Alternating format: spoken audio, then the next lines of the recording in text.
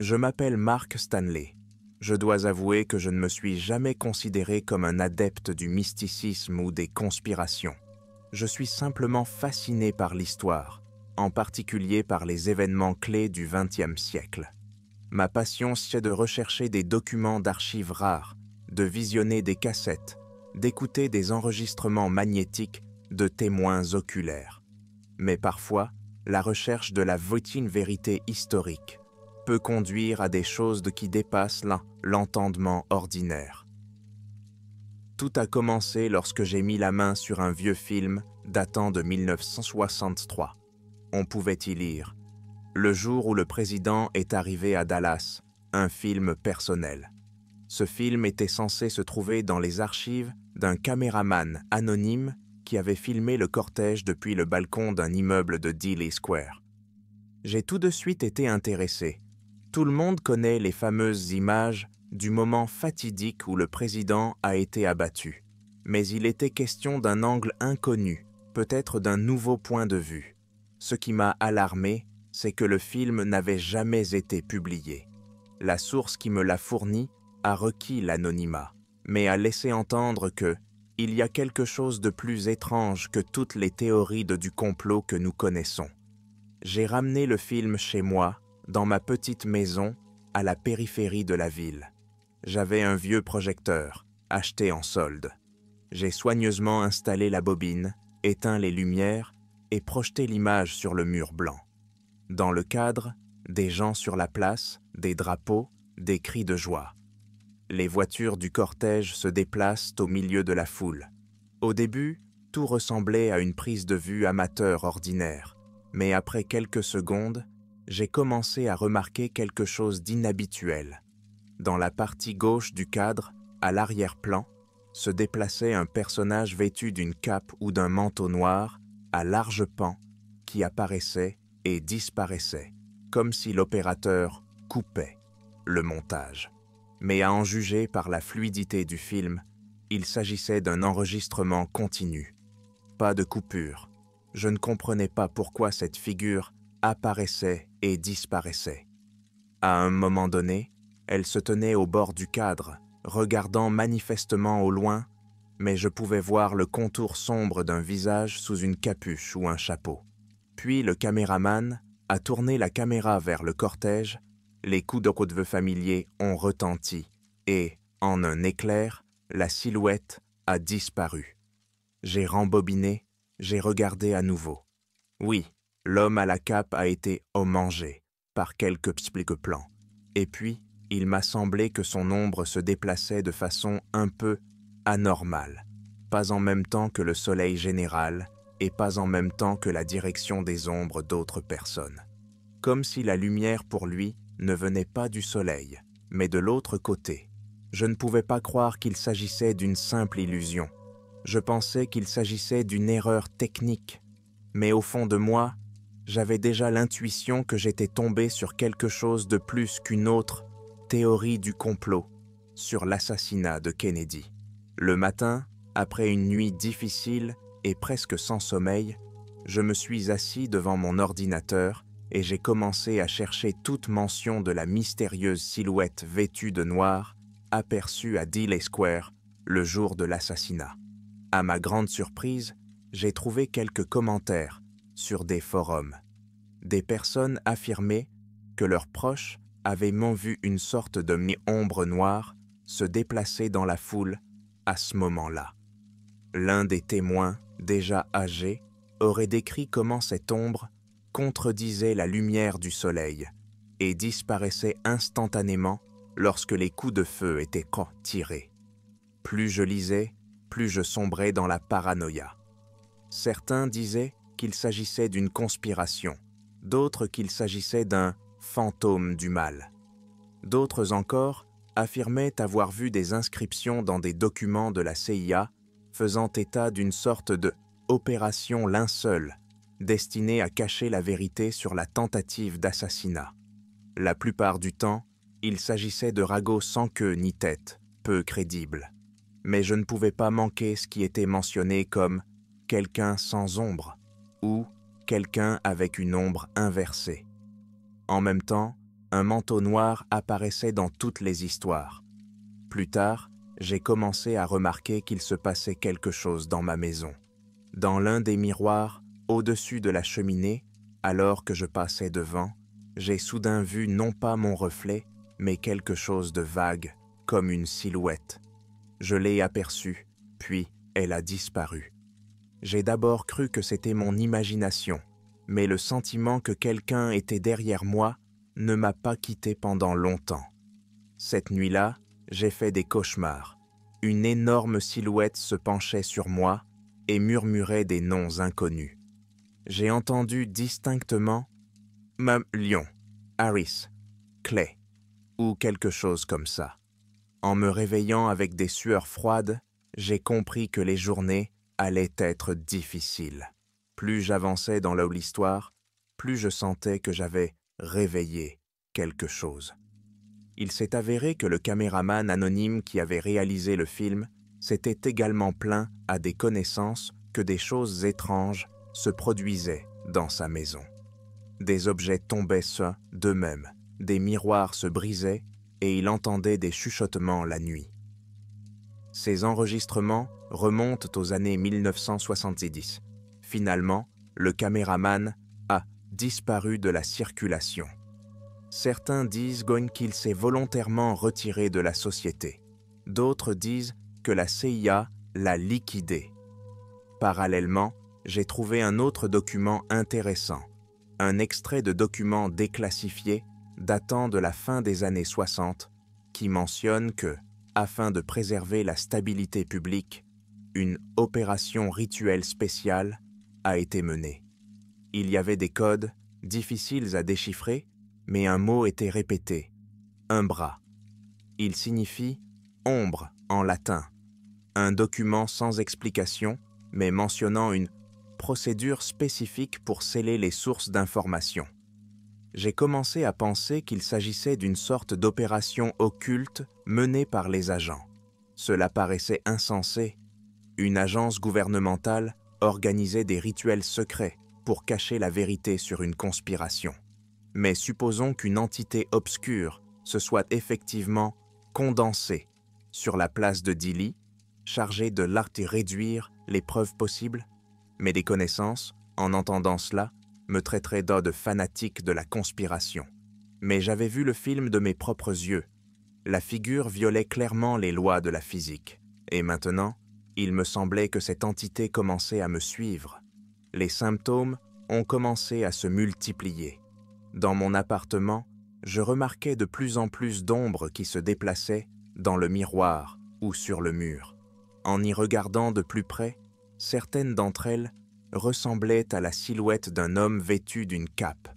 Je me suis senti mal, je me suis détourné, et quand j'ai regardé à nouveau, l'ombre avait disparu.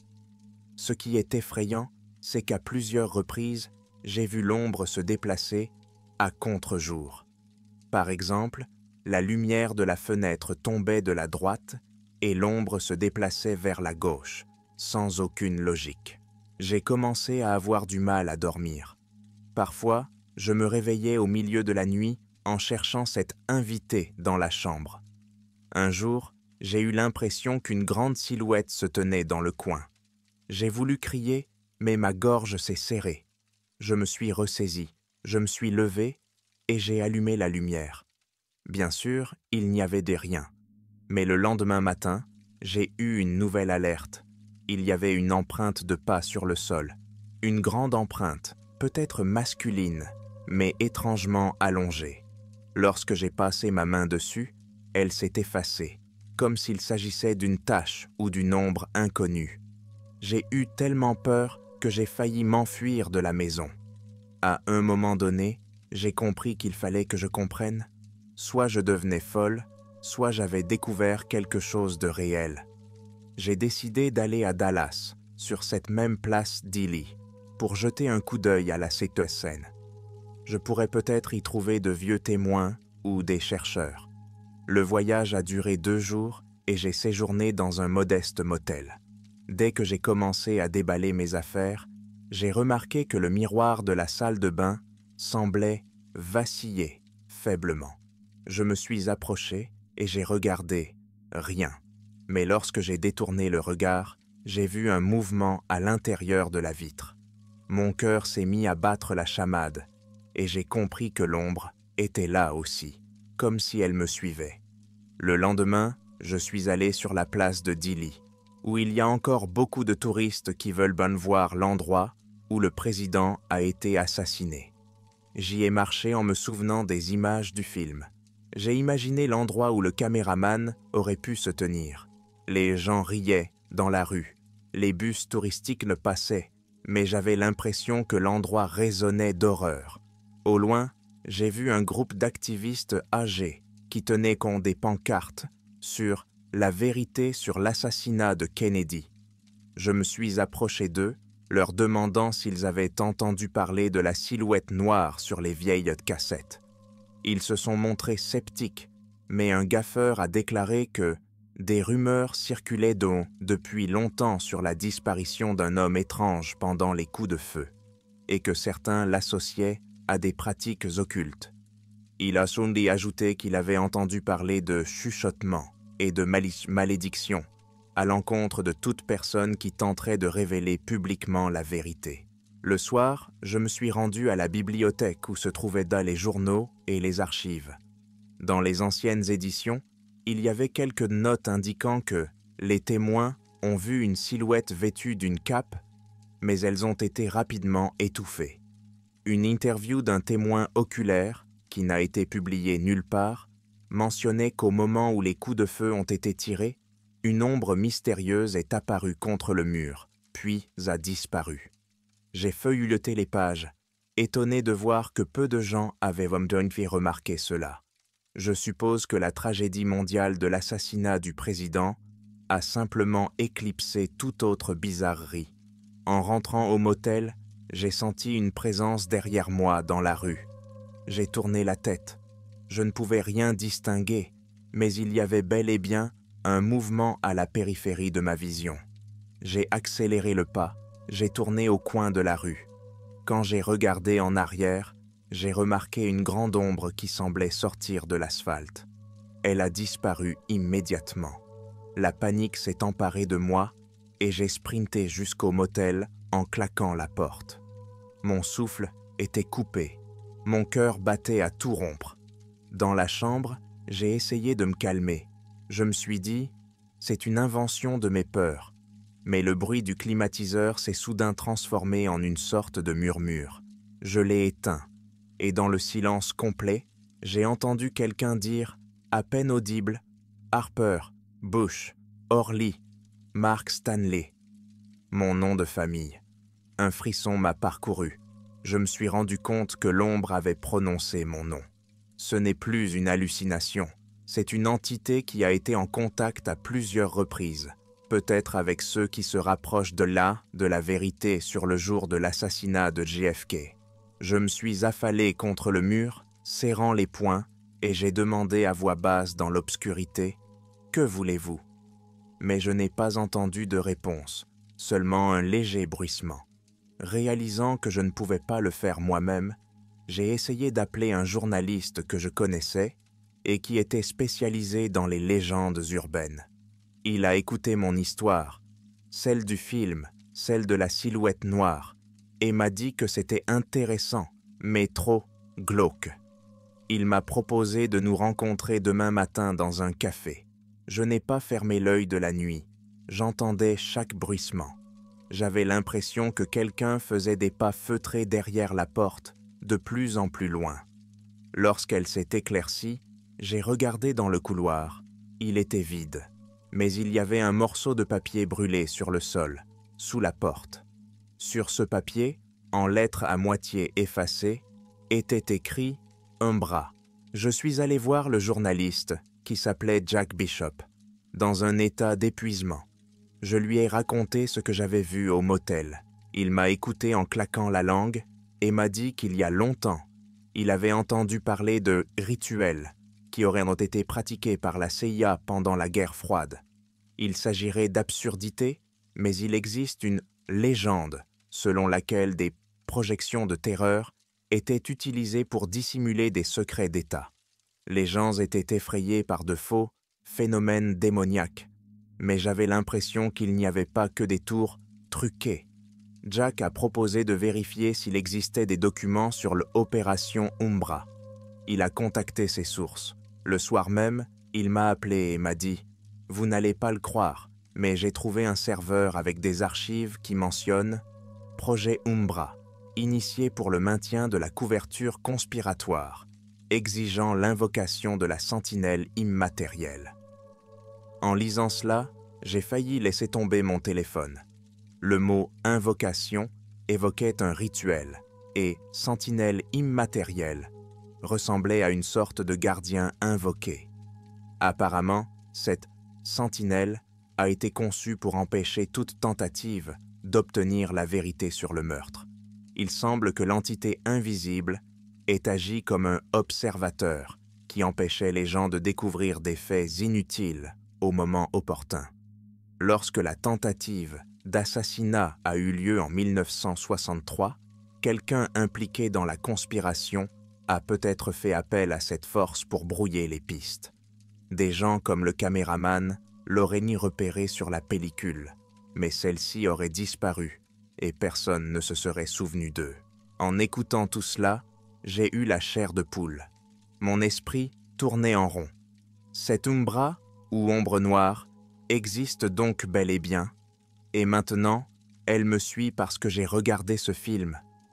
Je voulais tout laisser tomber et m'enfuir, mais je me suis rendu compte que si cette chose pouvait se déplacer à travers les miroirs et l'obscurité, il était impossible de lui échapper.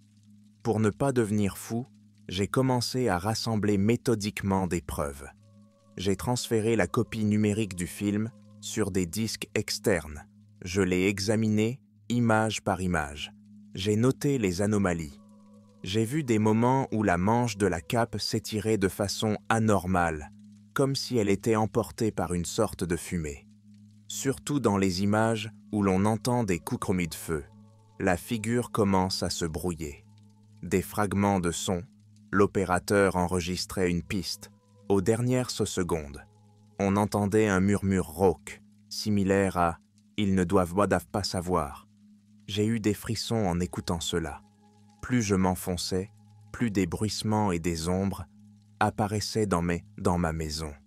Je faisais exprès de ne pas me regarder dans les miroirs le soir, mais dès que je regardais la surface réfléchissante, des images apparaissaient. À plusieurs reprises, j'ai surpris mon téléphone, en train d'activer soudainement l'enregistrement sonore et de sauvegarder des fichiers avec un bruit étrange. À la lecture, je pouvais distinguer des phrases « Va-t'en, va-t'en, tu vas mourir ». Cela se passait pendant la journée, ce qui me rendait encore plus fou. Un matin, je me suis réveillé dans l'obscurité totale. Il n'y avait plus d'électricité. Il y avait un miroir dans le couloir et soudain, j'ai remarqué le faible reflet d'une grande personne vêtue d'une cape. J'ai allumé la torche, mais il n'y avait personne dans le vrai couloir, et dans le miroir, je pouvais encore voir une silhouette sombre qui se tenait, apparemment derrière moi. Je me suis retourné, rien. Dans le miroir, cependant, la silhouette continuait à se tenir debout, puis glissait lentement sur le bord du cadre, comme si elle disparaissait. J'ai paniqué et je me suis cogné contre le mur, manquant de faire tomber la torche. Lorsque j'ai repris le contrôle et que j'ai regardé à nouveau, le miroir était vide. J'ai compris que je ne pouvais pas continuer ainsi. Je vais contacter Jack Bishop et lui demander de rendre public le projet Umbra. Peut-être que la publicité affaiblirait l'essence, mais quand j'ai appelé, son téléphone était mort. Je suis allé chez lui, j'ai frappé. Rien. Des voisins ont dit l'avoir vu ce matin, mais il était parti. Il n'a pas répondu à mon courrier. Je n'ai pas exclu que l'Umbra l'ait atteint. Ou peut-être essayait-il de s'échapper. J'ai commencé à trembler. J'avais peur de sortir. Mais attendre dans un appartement fermé à clé n'était pas une option, car l'ombre m'y avait déjà trouvé. J'ai alors imaginé un plan. M'introduire dans l'un des coffres à documents où, selon les rumeurs, se trouverait une copie complète des archives du projet Umbra. Si je parvenais à comprendre comment le rituel avait été exécuté, je pourrais peut-être le défaire, d'une manière ou d'une autre. Je trouvais cela stupide, mais le désespoir me poussait. J'ai vérifié l'adresse que Jack avait mentionnée un jour, une sorte d'entrepôt où un agent de renseignement chevronné avait stocké de vieux documents. Je m'y suis glissé tard dans la nuit. J'ai trouvé un gardien que je connaissais et je l'ai payé pour avoir accès aux archives. J'ai erré parmi les étagères jusqu'à ce que je trouve un dossier avec un code chiffré indéchiffrable. Il y avait des feuilles scannées mentionnant des incantations au secret, des vœux contraignants pour éclipser les intrus et d'autres phrases effrayantes. À ce moment-là, j'ai entendu un craquement derrière moi. En me retournant, j'ai vu les lumières vaciller et une ombre déjà familière a commencé à s'épaissir au bout du passage. Pris de panique, j'ai saisi mon dossier et me suis précipité vers la sortie. J'ai réussi à sauter hors de l'entrepôt, j'ai claqué la porte. Mon cœur battait si fort que j'avais du mal à respirer. Je suis resté dans l'allée vide, entouré par l'obscurité de la nuit, craignant qu'Umbra ne surgisse à chaque coin de rue. Heureusement, j'ai pu m'enfuir en taxi. En feuilletant des documents chez moi, j'ai appris que la CIA avait collaboré avec des experts en pratiques ésotériques pour jeter le sort de bannissement de la vérité. L'idée est que quiconque s'approche de la véritable nature de la conspiration devient la cible d'une ombre maudite qui le hante et le rend fou jusqu'à ce qu'il abandonne ou disparaisse. Le rituel impliquait du sang et des symboles à l'endroit même où les coups de feu mortels ont été tirés. L'ombre a été convoquée de l'autre monde pour garder le secret. Dès que quelqu'un trouvait une preuve importante, comme un film perdu, l'Umbra la voyait et commençait à l'affecter. Cela expliquait pourquoi l'opérateur du film avait disparu, pourquoi les autres témoins s'étaient lumés tu ou avaient été considérés comme fous. J'ai compris que j'étais moi-même condamné tant que je ne me serais pas débarrassé de toutes ces informations. Mais je ne voulais pas abandonner. La vérité que je cherchais méritait d'être rendue publique. En même temps, j'ai réalisé que si je publiais la cassette maintenant, l'Umbra pourrait m'attaquer plus durement, ou mes documents seraient effacés.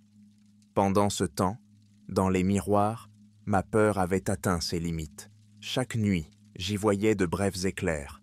Parfois, j'entendais un chuchotement qui disait distinctement « Mar, Ka, Stan, Lely ». D'autres noms s'ajoutaient à la voix, peut-être ceux des conspirateurs, comme si l'ombre essayait de suggérer que tout le monde était tombé depuis longtemps et que maintenant c'était mon tour. Les nuits sont devenues des tortures. Je couvrais les miroirs avec des draps, mais je sentais toujours la présence. Il m'était impossible de dormir. Je devenais irritable.